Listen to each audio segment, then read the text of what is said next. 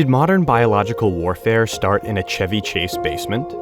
In 1915, a young doctor named Anton Dilger rented a house on 33rd Street Northwest, just inside the district line. He proudly listed himself as a physician in the Washington City Directory, but he had no intention of seeing patients. He would be too busy waging an attack on the United States. As World War I raged in Europe, the US was still officially neutral in 1915. But American companies had been selling supplies to the Allies, including thousands of much-needed horses to pull guns and supply wagons. That was a big problem for German leaders, and so they recruited Dilger to fix it. The son of German immigrants, he had been born and raised on a farm in Virginia. By official accounts, he was a loyal US citizen, but when war broke out, his heart was with Germany.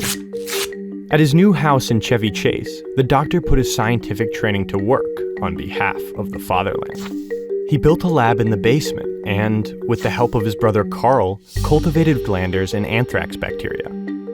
They tested their concoctions on unlucky guinea pigs, and week after week passed vials of germs to German operatives based out of Hansa House, a shipping office in Baltimore.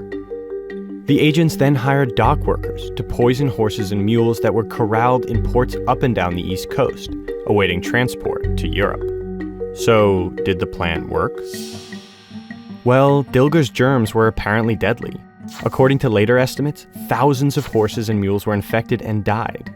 But most animals made it to Europe unharmed and were carefully checked for any evidence of illness. Still, Dilger's lab marked the beginning of a frightening new era.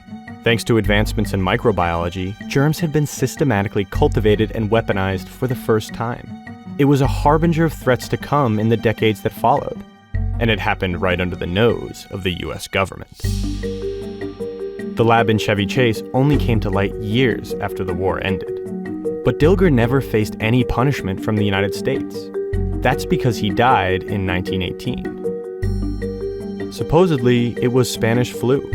But some family members were convinced that he had been killed by the Germans for knowing too much about their descent into germ warfare.